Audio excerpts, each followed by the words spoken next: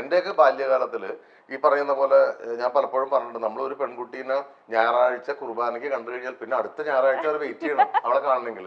ആ കാണുക എന്ന് തന്നെ പറഞ്ഞാൽ തന്നെ അതിന്റെ ഇടയിലെ കൂടെയൊക്കെ ഇങ്ങനെ കന്യാസ്ത്രീയുടെ ഇടയിൽ കൂടെ കണ്ട് ഒരു ലുക്കായി. ഓക്കെ, ആ കണ്ടു. അത് കഴിഞ്ഞ പിന്നെ ഈ കുർബാനയ്ക്ക് കൊടുക്കുന്ന സമയത്ത് ഒരുമിച്ച് ഇങ്ങനെ ചേർന്ന് നടന്നൊക്കെ വരാൻ വേണ്ടിയുള്ള അഡ്ജസ്റ്റ്മെന്റ് ഉണ്ട്.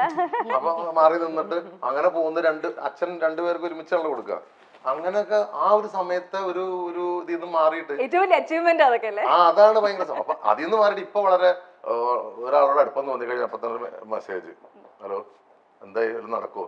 അപ്പൊ അപ്പൊ സിസ്റ്റർ ആക്കി. അവളെന്റെ സിസ്റ്റർ അല്ലേ എന്ന് പറയുന്ന പോലെ. പക്ഷെ മറ്റതങ്ങനെയല്ല, അതിന്റെ ഒരു വേറെ സംഗതിയാണ് നമ്മള്.